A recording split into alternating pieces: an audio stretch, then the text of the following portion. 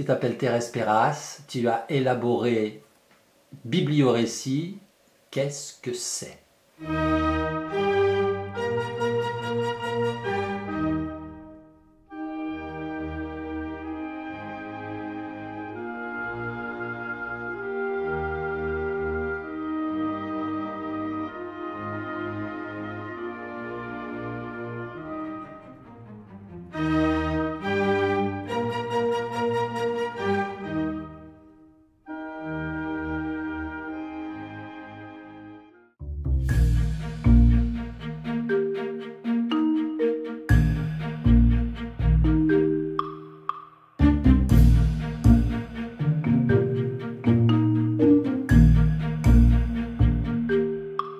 Bibliorécit, Thérèse, qu'est-ce que c'est? Bibliorécit, c'est une base de données en ligne qui documente et qui analyse les récits populaires, essentiellement les contes. Et quel est son but? Le but de Bibliorécit, c'est de favoriser un accès rapide à ce répertoire de contes populaires, à ses sources et aussi à sa transmission. Et c'est à l'usage de Thérèse Perras? Au début, oui. Oui. Et puis, ça s'est élargi aux centres de documentation, aux bibliothécaires, documentalistes, aux conteurs, aux enseignants et aux chercheurs. Et comment c'est construit? Ah, j'aime bien ce mot de construit, parce qu'en fait, c'est un jeu de construction. Et ce jeu est fait de 4 boîtes ou catalogues. Le catalogue des recueils. Il y a à ce jour environ 700 recueils, dont les tables des matières, la liste des récits, donc, est relevée. 2, le catalogue des récits. On est à ce jour à environ 31 000 récits. Sur ces 31 000 récits, 15 000 sont définis comme étant des versions d'un conte type et 5000 de ces récits sont directement accessibles et pour les lire en ligne, pour lire en entier le texte en ligne. 3, le catalogue des contes types. Il y a les 3500 récits définis par Arne Thompson avec leurs numéros, leurs titres, leurs résumés et aussi leur structure. Et 4, le catalogue des motifs. Il y a donc 45 000 motifs définis par Thompson. Je rappelle ce qu'est un motif. Un motif, c'est une structure narrative élémentaire et toutes ces structures narratives élémentaires mises bout à bout constituent un conte. À ces 4 catalogues vient s'ajouter un 5e catalogue, le catalogue des recueils et récits numérisés. Comment on s'y promène? Alors là, tu me poses une question sur la dynamique de Bibliorécit. Les 5 catalogues dont j'ai parlé sont reliés par des liens qui permettent, par quelques clics, de trouver ce qu'on cherche à l'intérieur de l'un ou l'autre de ces catalogues et de répondre aux requêtes qui sont faites par des mots-clés. Tout ce travail colossal, évidemment, tu l'as fait toute seule. Bien sûr. Bien sûr, c'est Noël tous les jours. On connaît un petit peu la genèse. La genèse est une certaine paternité à reconnaître à Bruno de la Salle, qui, avec Thérèse, avait réfléchi déjà il y a très très longtemps, je pense que ça remonte à une bonne quinzaine d'années, à la possibilité de documenter les récits avec un certain nombre d'attributs, de qualificatifs. Donc il y avait eu déjà toute une recherche pour enrichir le catalogue des récits. Et puis il y a eu des tentatives informatiques auxquelles je n'ai pas participé, mais qui n'ont pas abouti pour des raisons plutôt financières, je dirais. Et puis après, petit à petit, ça mûrit et on s'est dit, mais pourquoi est-ce qu'on ne reprendrait pas le ballon, le témoin, pour quand même créer quelque chose? Et donc je me suis un peu collé à la tâche en tant qu'informaticien. Ça m'amusait de confronter un petit peu la technique informatique avec tout cet environnement littéraire de la littérature orale. quand tu fais une recherche sur récits, donc ça va chercher des récits dans le catalogue des récits, et ça t'affiche, je dis n'importe quoi, ça t'affiche 25 réponses. Oui. Donc, sur ce premier écran qui t'affiche les 25 réponses, finalement, l'idéal, si c'est possible, c'est un petit plus en plus, ça serait que tout de suite, il y a un petit point vert ou un petit point rouge, enfin, où il y a quelque chose qui tout de suite annonce que oui, c'est numérisé. Oui, pour que les gens soient incités à aller voir plutôt Exactement. ce qui est numérisé. C'est pas bête, c'est pas bête. Bon, bah ça va, je sais faire, puisque je l'ai déjà fait pour les livres et c'est pas très compliqué. Ah oui, c'est vrai qu'on l'a pour les Bon, livres. donc c'est pas un problème à juger. Ça, c'est pour le contenant. Pour le contenu, je ne suis plus toute seule. Il y a des bibliothécaires et des conteurs amis qui sont extrêmement efficaces dans leur aide et qui m'envoient des fichiers très régulièrement, notamment Céline Murcier, qui est remarquable dans l'aide qu'elle prodigue généreusement pour Bibliorécit. Et voilà comment le contenu ne cesse de s'enrichir, de s'enrichir, de s'enrichir, et c'est quasiment sans fin.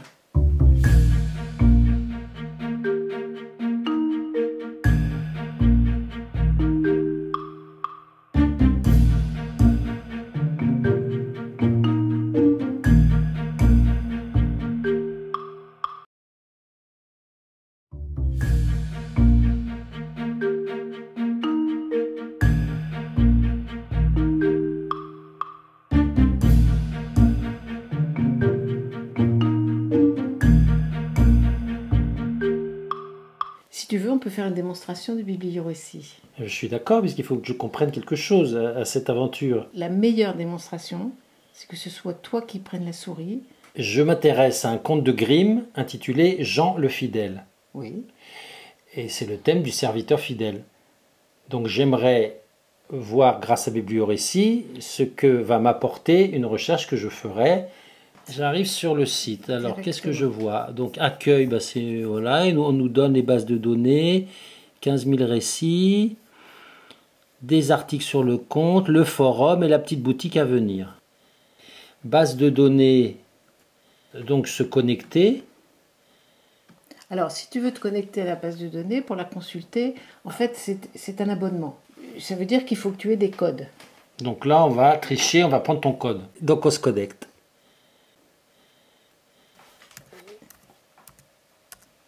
Et à toi de faire le mot de passe. Voilà. Se connecter. Et c'est parti. Donc on arrive sur cette page où il y a aide générale sur le bibliorécit. Oui, donc c'est assez pédagogique ton principe. Ce sont des petites vignettes pédagogiques qui ont été faites. Maintenant, puisque je suis là, va directement essayer de voir Bien ce que sûr. tu peux faire avec ton fidèle serviteur. Je te conseille de commencer la recherche par le catalogue des récits. Plusieurs mots types. Bon, ben alors je vais taper serviteur fidèle. Est-ce que ça respecte les accents? Si tu mets pas les accents, ça fonctionne. D'accord. Ça marche aussi au pluriel. Premier écran. Voilà D'accord. ce que j'ai dans ma base. Maintenant, 8 comptes. 8 comptes qui contiennent ce mot, enfin qui contiennent ce mot serviteur fidèle, soit dans le titre, Oui. soit à l'intérieur de Très la bien. fiche. Ok. Et après, tu peux consulter chacun des récits. Mais alors, c'est là où je vois donc le titre du récit, le titre du livre dans lequel il se trouve, l'année d'édition et l'auteur.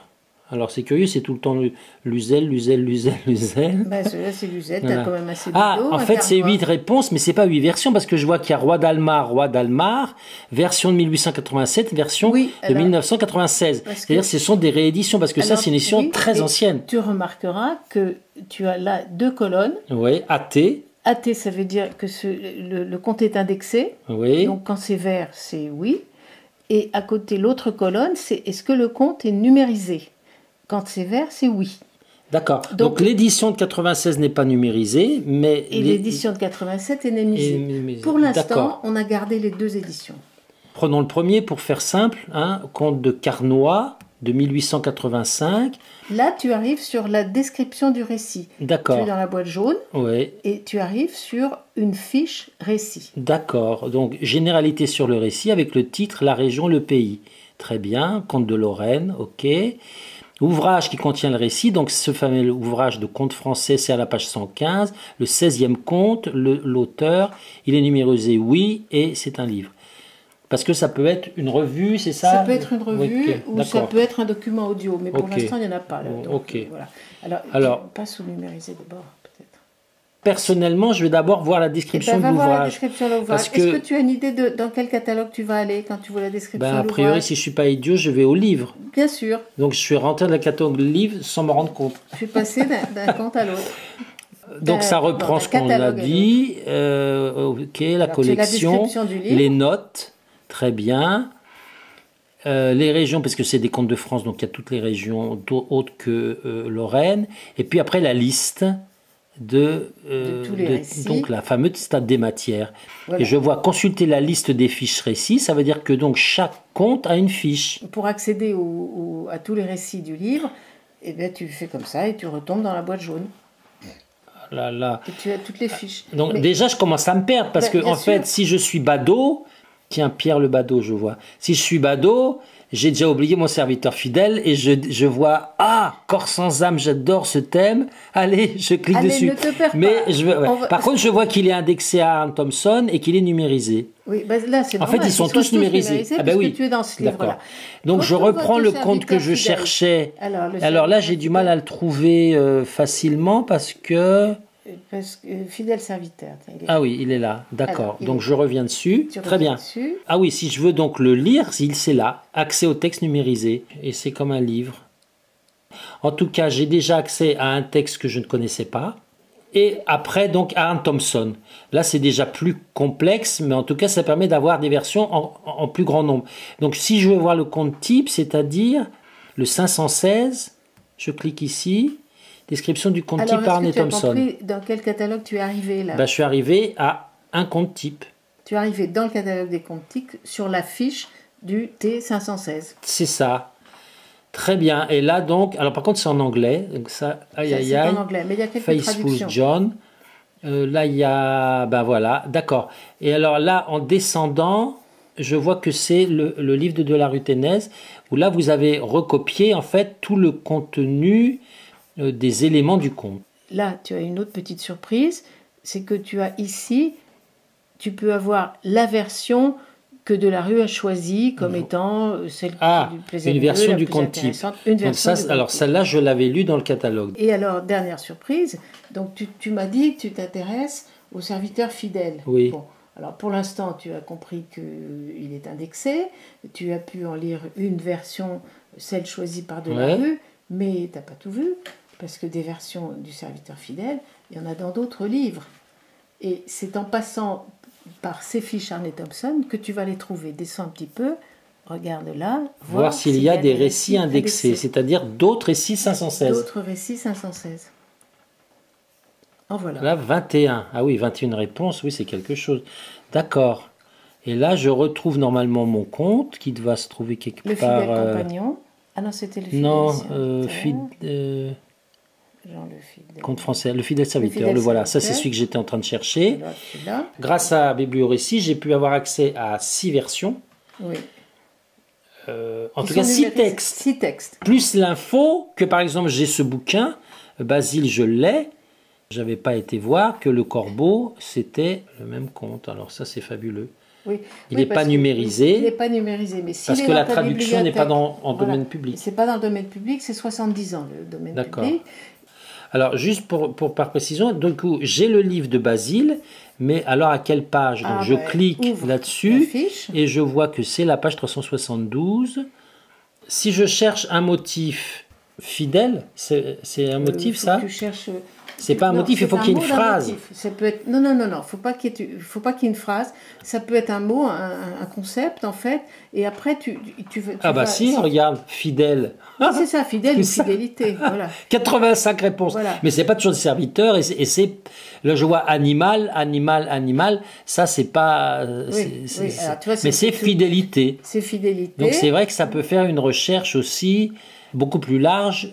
Et puis après, tu peux avoir des tas de postures différentes que tu peux découvrir grâce au motif. D'accord. Ça sert beaucoup, à mon sens, ça sert beaucoup pour construire un spectacle comme ça, thèmes. sur un Ben thème. oui, parce en que fait. tout le monde cherche toujours Parce que des tu thèmes. cherches des postures, tu vois des facettes différentes de ce mot-là. Ah ben, alors, qu'est-ce que c'est ça? Documents sur les comptes, la rubrique documents sur les comptes vous pose des textes de référence, d'accord. Documents transverses, on trouvera dans cette rubrique la préface de livres, ah très bien, des thèses, des mémoires, des livres, des articles, des comptes rendus. Oui, alors. Waouh. Mais là, vous renvoyez à ce qui se passe sur Internet, c'est pas des choses que vous avez vous scannées. Ah non, non, enfin si certains, mais pas beaucoup en fait. Voilà la Mais liste des documents. en fait, ça c'est une pêche à la ligne qui a été faite en amont. D'accord. C'est-à-dire que... Par exemple, voilà. cinéma, ah ben ça m'intéresse, adaptation d'un conte de fées littéraire au cinéma, l'exemple de La Belle et la Bête de Walt Disney, génial. Dürrenmatt, Laurie, Mémoire, C'est un 2001. mémoire. Ouais. Et c'est numérisé, ça veut dire que je peux lire ce texte. Absolument. Et je fais comment? Je clique là-dessus. Et là, T'as la accès aux documents numérisés. D'accord. 150 pages. Waouh. Allez, Adaptation d'un c'est conte un de fées diplôme. littéraire Ben, au cinéma. merci Madame Dürrenmatt de nous avoir offert votre thèse. Alors, tu vois, tu as trouvé quand même pas mal de choses. Ah oui, Beaucoup oui, de oui, tout à surprises. fait. Bon, Tout à fait. maintenant, C'est-à-dire, ça, là, ça aiguise mon appétit, je reconnais. Comment tu te débrouilles quand je suis plus là? J'ai vu que page d'accueil, il y avait tout ça, donc je vais lire ça en détail, non, je Oui, suppose. oui. Et là, la contenu, c'est une explication de ce qu'il y a dans le Oui, site ou de la façon de s'en oui. servir. C'est ça, je vais peut-être regarder en premier. C'est- Retenu de la base de données bibliorécit, avril 2016. Donc la description de 700 livres avec notices bibliographiques, analyse de contenu, table des matières. 31 000 comptes, c'est complètement incroyable. Et récits contenus dans ces livres et le texte de 5000 de ces récits accessibles en un clic. Indexation à Arne et Thomson, références géographiques et thèmes. Et 3500 comptes types définis par Arne et Thomson avec le titre, le numéro de l'index, le résumé, l'arborescence thématique et la texte d'une version de ce compte. Alors, selon le Code populaire français, c'est-à-dire le fameux livre de la rue Ténèse. Voilà. Des références d'articles ou de monographies sur ce compte type, les 45 000 motifs. Pour découvrir cet univers du merveilleux que contient la base de données bibliorécit, vous pouvez rechercher par mots-clés des références et des textes de compte, naviguer dans l'ordre qui vous plaira, de recueil en compte, de compte en compte type, de compte type en version, de version en recueil, de recueil en motif, de motif en motif, etc. etc. C'est une randonnée. Peut-être qu'il faut de temps en Et on temps peut que tu rejoindre le reposes cercle ces des questions. contributeurs à l'enrichissement bibliorécit. Ah, ça c'est D'accord. intéressant. Bienvenue. Ok. Quittez le site. Merci de votre visite sur le site bibliorécit. Et maintenant, je vais m'abonner.